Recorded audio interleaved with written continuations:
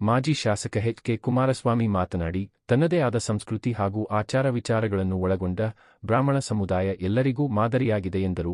ಆದರೆ ಮೀಸಲಾತಿ ವ್ಯವಸ್ಥೆಯಿಂದಾಗಿ ಆರ್ಥಿಕವಾಗಿ ಹಿಂದುಳಿದ ಬ್ರಾಹ್ಮಣ ಕುಟುಂಬಗಳಿಗೆ ತೊಂದರೆ ಆಗುತ್ತಿದೆ ಎಂದು ಹೇಳಿದರು.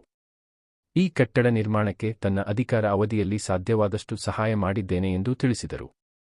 ಜನಸಂಖ್ಯೆಯಲ್ಲಿ ಕಡಿಮೆ ಇದ್ದರೂ ಬ್ರಾಹ್ಮಣ ಸಮುದಾಯದ ಬುದ್ಧಿವಂತಿಕೆ, ಪಾಂಡಿತ್ಯ ಹಾಗೂ ಮಾರ್ಗದರ್ಶನ ಉತ್ತಮ ಸಮಾಜ ನಿರ್ಮಾಣಕ್ಕೆ ಅಗತ್ಯವಿದೆ ಎಂದರು. ವಿಶ್ವ ಹಿಂದೂ ಪರಿಷತ್ ಪ್ರಾಂತ ಸಂಪರ್ಕ ಪ್ರಮುಖ ಮಂಜುನಾಥ್ ಸ್ವಾಮಿ ಮಾತನಾಡಿ, ಪೋಷಕರು ಮಕ್ಕಳಿಗೆ ಶಿಕ್ಷಣದ ಜೊತೆಗೆ ಸಂಸ್ಕಾರ ನೀಡಬೇಕು. ಆಗ ಮಾತ್ರ ಉತ್ತಮ ಸಮಾಜ ನಿರ್ಮಾಣ ಸಾಧ್ಯ. ಅದಕ್ಕಾಗಿ ನಾವು ಸಂಘಟಿತರಾಗಿರಬೇಕು ಎಂದರು. ರಾಜಕೀಯ, ಕೈಗಾರಿಕೆ, ಕ್ರೀಡೆ, ಕಲೆ, ವ್ಯಾಪಾರ, ಉದ್ಯಮ ಹಾಗೂ ಸಾಂಸ್ಕೃತಿಕ ಕ್ಷೇತ್ರಗಳಲ್ಲಿ ಬ್ರಾಹ್ಮಣ ಸಮುದಾಯದವರು ಮುಂಚೂಣಿಯಲ್ಲಿದ್ದಾರೆ. ಇದಕ್ಕೆ ನಮ್ಮ ಹಿರಿಯರು ನೀಡಿದ ಉತ್ತಮ ಸಂಸ್ಕಾರವೇ ಕಾರಣ ಎಂದು ಹೇಳಿದರು. ಪುರಾಣ ಕಾಲದಿಂದ ಇಂದಿನವರೆಗೂ ಶ್ರೇಷ್ಠ ಸಂತರು, ಮುನಿಗಳು ಹಾಗೂ ವಿದ್ವಾಂಸರು ನಮಗೆ ಮಾರ್ಗದರ್ಶನ ನೀಡಿದ್ದಾರೆ. ದೇಶಕ್ಕೆ ಸಂಕಟ ಬಂದಾಗಲೆಲ್ಲ ಬ್ರಾಹ್ಮಣ ಸಮುದಾಯ ಮುನ್ನೆಲೆಗೆ ಬಂದಿದೆ. ಭವಿಷ್ಯದಲ್ಲಿ ಸಮುದಾಯ ಇನ್ನಷ್ಟು ಸದೃಢವಾಗಬೇಕೆಂದು ಆಶಿಸಿದರು. ಅಖಿಲ ಕರ್ನಾಟಕ ಬ್ರಾಹ್ಮಣ ಸಮಾಜದ ರಾಜ್ಯಾಧ್ಯಕ್ಷರಾದ ರಘುನಾಥ್ ಮಾತನಾಡಿ, ಹಾರ ತುರಾಯಿ ಹಾಕಿಸಿಕೊಳ್ಳುವುದಕ್ಕಿಂತ ನಾನು ಸಮಾಜದ ಏಳಿಗೆ ಕಾರ್ಯಕ್ಕೆ ಆದ್ಯತೆ ಕೊಡುತ್ತೇನೆ. ಅಖಿಲ ಕರ್ನಾಟಕ ಬ್ರಾಹ್ಮಣ ಸಂಘಕ್ಕೆ ಪ್ರತಿಯೊಬ್ಬರೂ ಸದಸ್ಯರಾಗಲು ಮುಂದಾಗಬೇಕು. ಸದಸ್ಯರ ಒಟ್ಟು 150 ಜನ ಪ್ರತಿಭಾನ್ವಿತ ವಿದ್ಯಾರ್ಥಿಗಳಿಗೆ ತಲಾ 1,000,000 ರು ಸ್ಕಾಲರ್ಶಿಪ್ ನೀಡಲಾಗುತ್ತದೆ ಎಂದರು. ಈ ಸಂದರ್ಭದಲ್ಲಿ ಕಟ್ಟಡ ನಿರ್ಮಾಣಕ್ಕೆ ಸಹಕರಿಸಿದ ಗಣ್ಯರನ್ನು ಸನ್ಮಾನಿಸಲಾಯಿತು. ಕಾರ್ಯಕ್ರಮದಲ್ಲಿ ಮಲೆನಾಡು ವೀರಶೈವ ಸಮಾಜದ ಮುಖಂಡರು ಭಾಗಿಯಾಗಿದ್ದರು. ಕಾರ್ಯಕ್ರಮದಲ್ಲಿ ಬ್ರಾಹ್ಮಣ ಸಂಘದ ಅಧ್ಯಕ್ಷ ಶ್ರೀ ಪ್ರಕಾಶ್ ಧನಾವತ್, ಕಾರ್ಯದರ್ಶಿ ಆರ್.ಎನ್. ಶಿವಶಂಕರ್, ಹಿಂದೂ ಸಂಘಟನೆ ಮುಖಂಡರು, ಗಾಯತ್ರಿ ವಿಪ್ರ ಮಹಿಳಾ ಸಂಘದ ಅಧ್ಯಕ್ಷೆ ಸುವರ್ಣ ಸುರೇಶ್, ಮಾಲಿನಿ ಸೋಮೇಶ್, ವಕೀಲ ಆರ್.ಎನ್. ಕೃಷ್ಣಮೂರ್ತಿ, ಹಿರಿಯ ಮುಖಂಡ ಕೆ.ವಿ. ಶ್ರೀನಿವಾಸ್ ಮೂರ್ತಿ ಸೇರಿದಂತೆ ಹಲವರು ಉಪಸ್ಥಿತರಿದ್ದರು. ಬೇಲೂರಿನಲ್ಲಿ 77ನೇ ಅರ್ಥಪೂರ್ಣ ಗಣರಾಜ್ಯೋತ್ಸವ ಆಚರಣೆ. ಬೇಲೂರು ಜಗತ್ತಿಗೆ ಅತಿ ದೊಡ್ಡ ಸಂವಿಧಾನ ನಮ್ಮ ಭಾರತದ ಸಂವಿಧಾನವಾಗಿದ್ದು, ಭಾರತದ ಪ್ರಜಾಪ್ರಭುತ್ವ ವ್ಯವಸ್ಥೆ ಸಂವಿಧಾನದಲ್ಲಿ ಅಡಕವಾಗಿದೆ ಎಂದು ಶಾಸಕ ಎಚ್. ಕೆ. ಸುರೇಶ್ ತಿಳಿಸಿದರು. ಇಲ್ಲಿನ ಜೂನಿಯರ್ ಕಾಲೇಜು ಮೈದಾನದಲ್ಲಿ ನಡೆದ ರಾಷ್ಟ್ರೀಯ ಹಬ್ಬಗಳ ಆಚರಣಾ ಸಮಿತಿ ವತಿಯಿಂದ 77ನೇ ಗಣರಾಜ್ಯೋತ್ಸವ ಸಮಾರಂಭದಲ್ಲಿ ಮಾತನಾಡಿದ ಅವರು, ಸಂವಿಧಾನದ ಆಶಯಗಳಂತೆ ದೇಶದ ಪ್ರತಿಯೊಬ್ಬರೂ ಶಿಕ್ಷಣ, ಸಂಘಟನೆ, ಹೋರಾಟದ ಮೂಲಕ ತಮ್ಮ ಹಕ್ಕು ಬಾಧ್ಯತೆಗಳನ್ನು ಪಡೆಯಲು ಸಾಧ್ಯವಾಗಿದೆ ಎಂದರು. ತಹಶೀಲ್ದಾರ್ ಶ್ರೀಧರ್ ಕಂಕನಾವಾಡಿ ಧ್ವಜಾರೋಹಣ ನೆರವೇರಿಸಿ ತೆರೆದ ವಾಹನದಲ್ಲಿ ಪಥಸಂಚಲನ ನಡೆಸಿದರು. ವಿವಿಧ ಶಾಲೆಗಳ ವಿದ್ಯಾರ್ಥಿಗಳಿಂದ ಧ್ವಜವಂದನೆ ಸ್ವೀಕರಿಸಿದರು.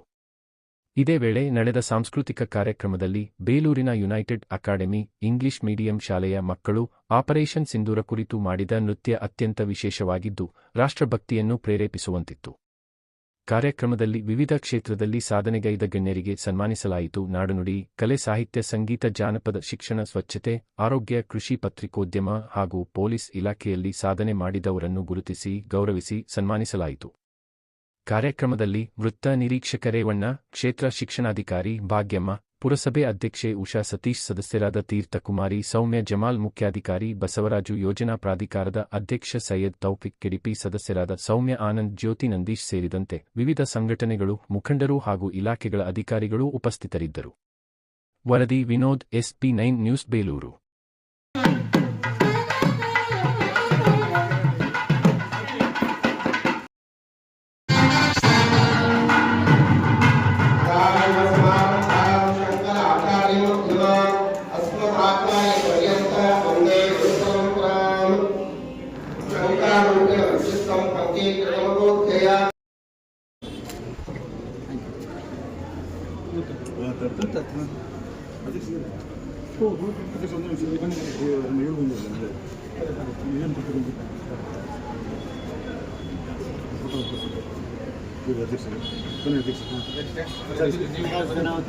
ಸರ್ ಒಂದು ಸೆಕೆಂಡ್ ಸರ್ ಇಲ್ಲಿ ನೋಡಿ ಸರ್ ಈ ಕಡೆ ಸರ್ ಒಂದು ಸೆಕೆಂಡ್ ಆಗಿರಿ.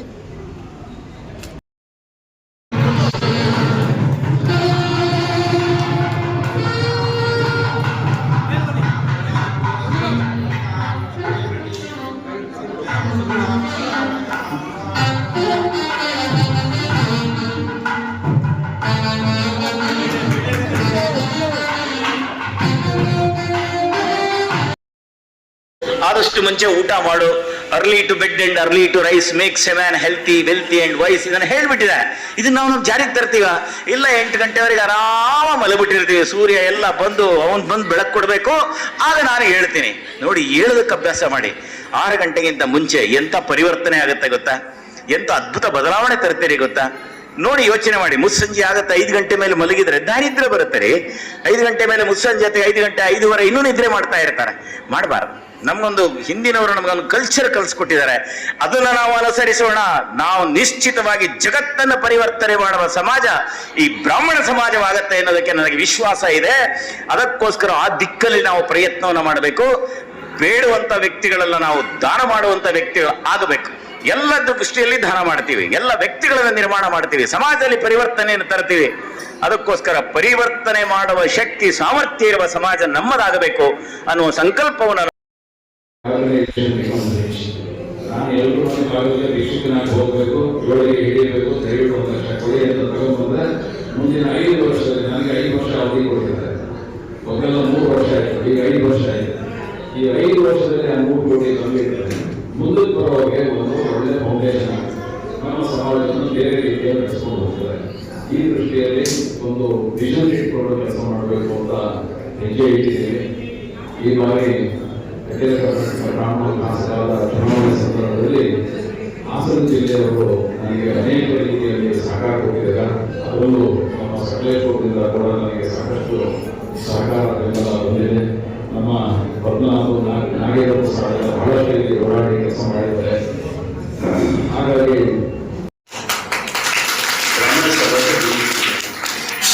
ನಾವು ಕೂಡ ಸಂಸ್ಕೃತಿ ನಾಗರಿಕತೆಯನ್ನು ಕಲ್ತಿರೋದು ನಿಮ್ಮಿಂದ.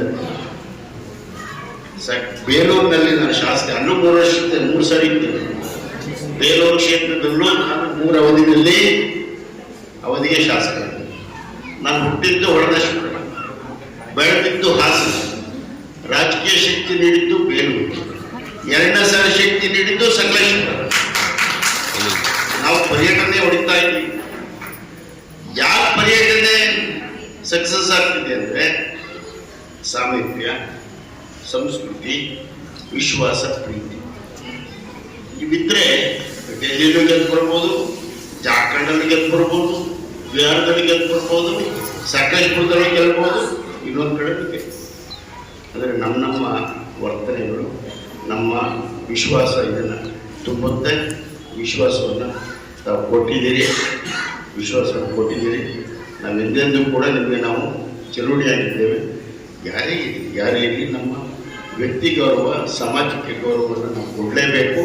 ಅದನ್ನು ನಿಮ್ಮಿಂದ ನಾವು ಕಲ್ತಿದ್ದೀವಿ, ನಾವು ಅದನ್ನು ಮುಂದುವರಿಸ್ತೀವಿ. ನನಗೆ ಭಾಷಣ ಮಾಡೋರೆಲ್ಲ ಬೇರೆಯವರು ಹೇಳ್ತಿದ್ರು ಹಣ ಹೆಚ್ಚಿರ್ಬೋದು, ಕಟ್ಟಡ ಆಗಿದೆ, ಬಹಳ ಬಹಳ ಅಗತ್ಯ. ಅದರಲ್ಲೂ ನಮ್ಮ ಸಕಲೇಶ್ವರದಲ್ಲಿ ಶಾಸಕರಿಂದ ಹೇಳಿ ಕರೆಕ್ಟಾಗಿ ಹೇಳಿ ಸಂಖ್ಯೆಯಲ್ಲಿ ಕಡಿಮೆ ಇದ್ದಾರೆ, ಆದರೆ ಒಗ್ಗಟ್ಟಿನಲ್ಲಿ ಹೆಚ್ಚಿದ್ದಾರೆ. ಸಂಖ್ಯೆ ಬಗ್ಗೆ ಚಿಂತೆ ಇಲ್ಲ, ಆದರೆ ನಮ್ಮ ಸಂಸ್ಕೃತಿ ಬುದ್ಧಿವಂತಿಯ ಬಗ್ಗೆ ನಾವು ಚಿಂತನೆ ಮಾಡಬೇಕಾಗಿದೆ. ಈಗ ಸಂಖ್ಯೆ ನೀವು ಹೇಳಕ್ ಹೋದ್ರೆ ಸಂಖ್ಯೆ ಹೆಚ್ಚಿರೋರು ಯಾರು ಬುದ್ಧಿವಂತರಾಗಿಲ್ಲ. ನೋಡಕ್ ಸಂಖ್ಯೆ ಕಡಿಮೆ ಇರೋರು ಬುದ್ಧಿವಂತರಾಗಿಲ್ಲ. ಬುದ್ಧಿವಂತರು ತಾವು ಆಗಿದ್ದೀರಿ, ಆದರೆ ಆರ್ಥಿಕವಾಗಿ ಕಷ್ಟ ಇದೆ. ನೌಕರಿಯಲ್ಲಿ ಬೇರೆ ಬೇರೆ, ಈಗ ಕೇಂದ್ರ ಸರ್ಕಾರ ನಮಗೆ 10% ರಿಸರ್ವೇಶನ್ ನಾವು ಸ್ವಾಗತಿಸ್ತೀವಿ. ನಾವು ಸರ್ಕಾರದಲ್ಲಿ ವಿಧಾನಸಭೆಯಲ್ಲೂ ಕೂಡ ಮಾತನಾಡ್ತೀವಿ, ಇಲ್ಲೂ ಮಾಡಿ ಇಲ್ಲೂ ಮಾಡಿ.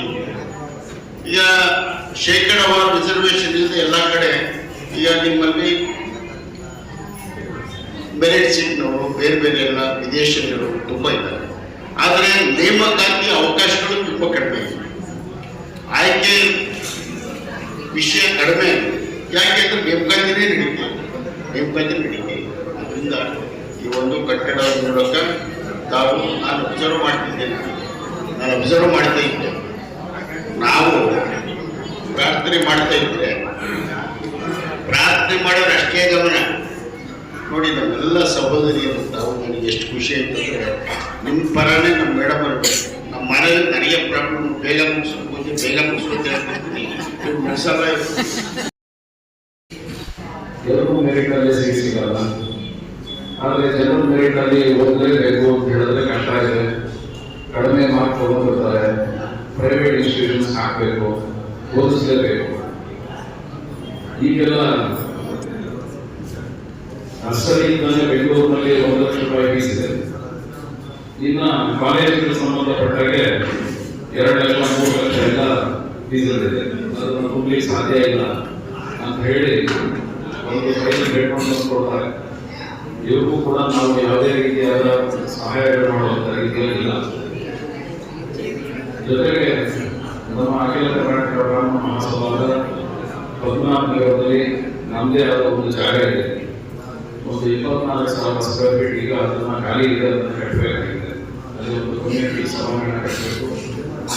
ಜೊತೆಯಲ್ಲಿ ಮಹಿಳಾ ಹಾಸ್ಟೆಲ್ ಇದೆ. ಅಲ್ಲಿ ಆ ಮಹಿಳಾ ಹಾಸ್ಟೆಲ್ಗೆ ಇನ್ನೊಂದು ಸ್ವಲ್ಪ ಅಭಿವೃದ್ಧಿ ಮಾಡಬೇಕು ಅನ್ನೋದು ಕೂಡ ಚಿಂತನೆ ಇದೆ. ಇದಕ್ಕೆ ಈ ಮಹಿಳಾ ಹಾಸ್ಟೆಲ್ಗೆ ಹೊಂದ್ಕೊಂಡು ಹೋದ ಸಭಾಂಗಣ ಅಭಿವೃದ್ಧಿಗೊಳಿಸಬೇಕು ಅಂದ್ರೆ ನಿಮ್ದು ಇಲ್ಲಿ ಚಿಕ್ಕದು ಬಜೆಟ್. ನಮ್ದು ಮಿನಿಮಮ್ 15 ಕೋಟಿ ಬೇಕಾಗಿದೆ. ಮಿನಿಮಮ್ 15 ಕೋಟಿ ಬೇಕು ಡೆವಲಪ್ಮೆಂಟ್ ಮಾಡಲಿಕ್ಕೆ. ಸೊ ಈ ರೀತಿಯಾದಂತ ಹಣಕಾಸಿನ ಇಕ್ಕಟ್ಟು ಮತ್ತು ಜವಾಬ್ದಾರಿ ಸಿಕ್ಕಾಕೊಂಡಿದ್ದೀವಿ. ಸಮಾಜದಲ್ಲಿ ಏನು ತೊಂದರೆ ಇದೆ ಅನ್ನೋದನ್ನ ಲೆಕ್ಕ ಮಾಡುವ ಬರ್ತಾ ಇದೆ. ನಮ್ಮಲ್ಲಿ 2 ರೀತಿಯ ಜನ ನಮ್ಮನ್ನು ಒಂದು ಪ್ರತಿದಿನ ಭೇಟಿ ಆಗ್ತಾರೆ. ಒಂದು ವಿದ್ಯಾಭ್ಯಾಸಕ್ಕೆ ಬಹಳಷ್ಟು ತೊಂದರೆ ಇರೋರು ಬರ್ತಾರೆ. 2ನೇದು ಆರೋಗ್ಯಕ್ಕೆ ಸಂಬಂಧಪಟ್ಟಾಗ ಬರ್ತಾರೆ. ಈ 2 ವರ್ಗದವರು ಕಳೆದ ಈ 9 ತಿಂಗಳಲ್ಲಿ ಬಂದಿರುವಂತಹವರು, ಅವ್ರು ಕೊಡ್ತಾ ಇರುವಂತಹ ಅರ್ಜಿಗಳು, ಅವ್ರು ಕೊಡುವಂತಹ ಬೇಡಿಕೆಗಳು ಖಂಡಿತವಾಗ್ಲೂ ನಾವು ಈಡೇರಿಸಕ್ಕೆ ಸಾಧ್ಯ ಇಲ್ಲ. ಆರೋಗ್ಯಕ್ಕೆ ಸಂಬಂಧಪಟ್ಟಾಗೆ ಬರ್ತಾರೆ. 24 ವರ್ಷದ ಹುಡುಗನ ಶಂಕರ ಕ್ಯಾನ್ಸರ್ ಹಾಸ್ಪಿಟಲ್ನ ಅಡ್ಮಿಟ್ ಮಾಡಿದ್ದೀವಿ. ಒಬ್ಬನೇ ಮಗ 4th ಸ್ಟೇಜ್ ಕ್ಯಾನ್ಸರ್ ಇದೆ. ಈಗಾಗಲೇ ಬಹಳಷ್ಟು ಬಿಲ್ ಆಗಿಬಿಟ್ಟಿದೆ. ಮಗ ಉಳಿಯಲ್ಲ, ಆದ್ರೆ ಬಿಲ್ ಕಟ್ಟಲೇಬೇಕು. ದಯವಿಟ್ಟು ನಮ್ಮ ಬ್ರಾಹ್ಮಣ ಸಮಾಜ ಏನ್ ಮಾಡುತ್ತೆ ಅಂತ ಬರ್ತಾರೆ.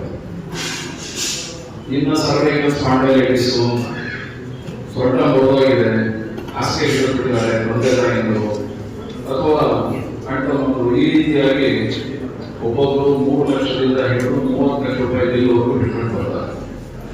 ನಮ್ಮ ಹತ್ರ ಆ ರೀತಿಯಾಗಿ ಯಾರೇ ಬಂದರೂ ಕೂಡ ಅವ್ರಿಗೆಲ್ಲರೂ ಸಹಾಯ ಸಹಕಾರ ಮಾಡುವಂತ ಸಿಚುವೇಶನ್ ಇಲ್ಲ.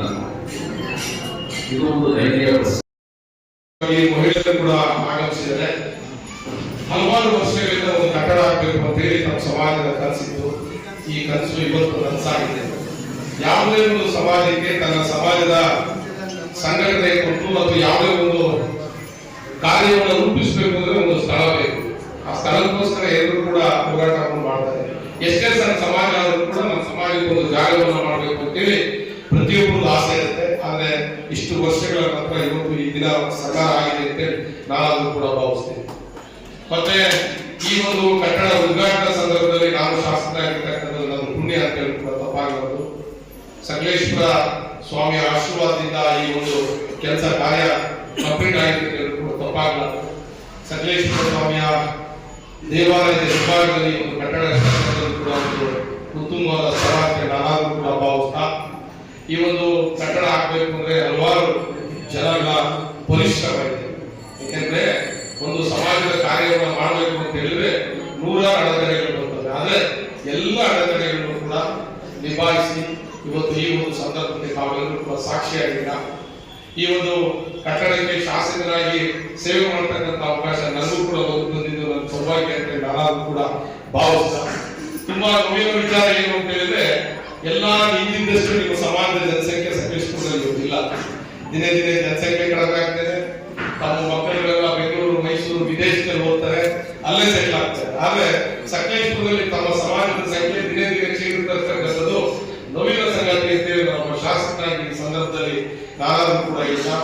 ಇಡೀ ದೇಶಕ್ಕೆ, ಇಡೀ ಪ್ರಪಂಚಕ್ಕೆ ಇವತ್ತು ಶಾಂತಿಯನ್ನು ಸಾಕತಕ್ಕಂಥ ದೇಶ ಯಾವ್ದಾದ್ರು ಇದ್ರೆ ಅದು ಭಾರತ ಅಂತ ನಾನಾದ್ರೂ ಕೂಡ ಹೇಳ್ತಾ, ಒಂದು ರೀತಿ ಈ ಸಂದೇಶ ಸಾರಲಿಕ್ಕೆ ತಮ್ಮ ಸಮಾಜದ ಬಹುಮುಖ್ಯವಾದ ಕೊಡುಗೆ ಇದೆ ಅಂತ ನಾನಾದ್ರೂ ಕೂಡ ಭಾವಿಸ್ತಾ, ಯಾರಿಗೂ ಯಾವ ಸಂದರ್ಭದಲ್ಲೂ ಕೂಡ ಅಧಿಕಾರ ಶಾಶ್ವತ ಇರ್ತಕ್ಕಂಥ ಸಂದರ್ಭದಲ್ಲಿ ನಾವೇನ್ ಮಾಡಿದ್ದೀವಿ, ನಾವು ಹೇಗೆ ನಡ್ಕೊಂಡಿದ್ದೀವಿ ಇರ್ತಕ್ಕಂಥದ್ದು ಭಾರಿ ಮುಖ್ಯ ಅಂತ ಈ ಸಂದರ್ಭದಲ್ಲಿ ಹೇಳ್ತಾ, ತಾವು ಚುನಾವಣೆ ಸಂದರ್ಭದಲ್ಲಿ ಬೇರೆ ಸಂದರ್ಭದಲ್ಲಿ ಅತ್ಯಂತ ಪ್ರೀತಿಯಾಗಿ ತಾವೆಲ್ಲರೂ ನನ್ನನ್ನು ಕೈ ಹಿಡಿದಿಲ್ಲ.